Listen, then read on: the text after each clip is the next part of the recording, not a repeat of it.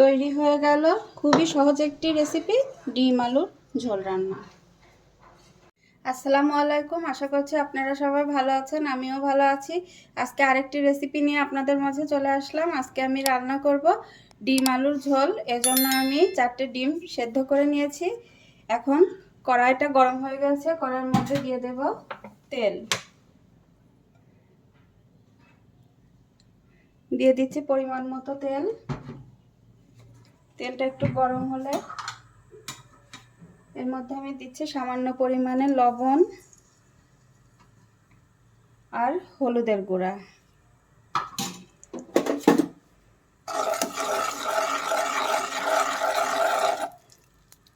এখন ডিমটা একটু ভেজে নেব।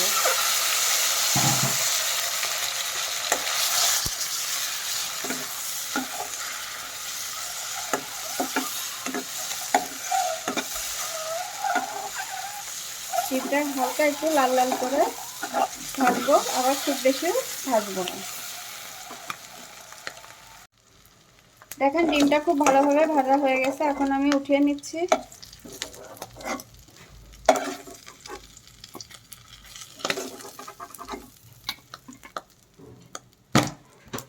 এখন এই তেলের মধ্যে দিয়ে দিচ্ছি পেঁয়াজ কুচি আর 4টা কাঁচামরিচ।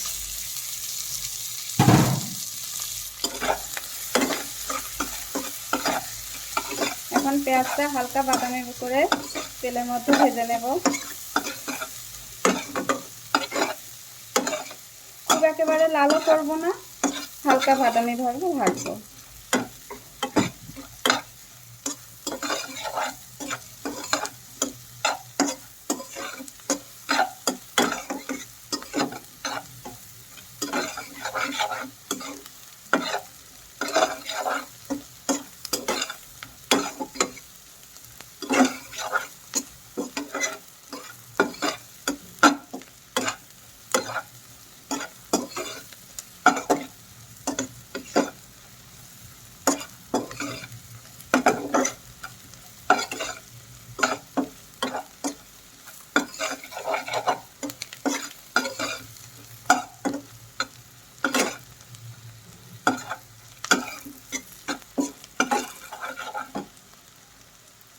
পেঁয়াজটা হালকা ভাজা হলে এতে দিচ্ছি সামান্য পরিমাণে পানি, যাতে মশলাটা পুড়ে না যায়।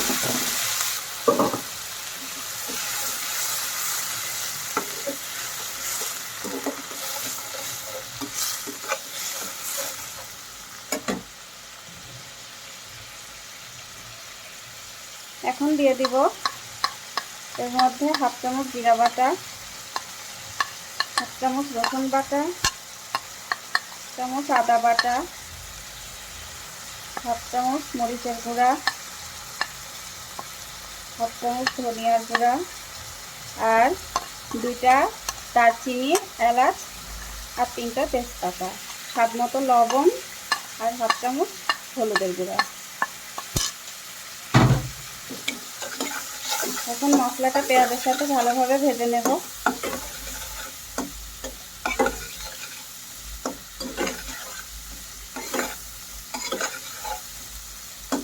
এখন মশলাটা ভালোভাবে কষানোর জন্য আর সামান্য পরিমাণে পানি দিয়ে দিব।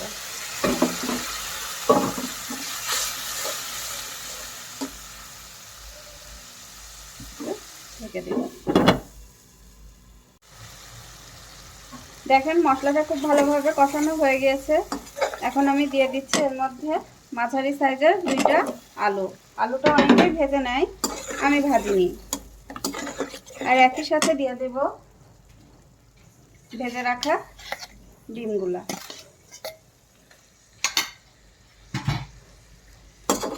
এখন ডিম আর আলু মশলার সাথে আবার ভালোভাবে কিছুক্ষণ কষাবো।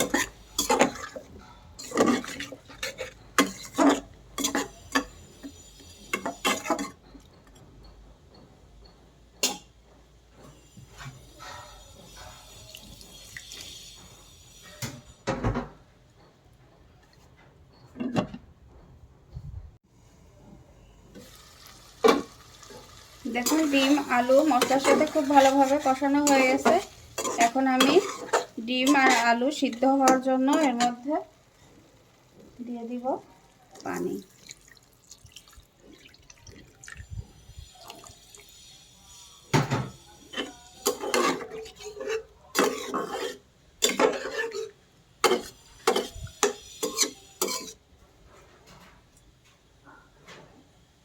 ফিরে আসছে 15-20 মিনিট পরে।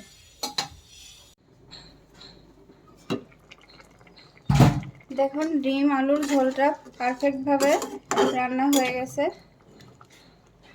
ঝোলটাও অনেক শুকিয়ে গেছে।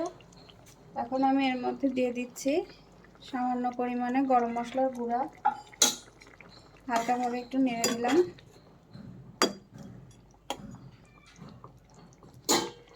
আর 5 মিনিটের জন্য একটু ঢেকে দেব, যাতে স্মেলটা তরকারির মধ্যে ঠিকমতো বের হয়।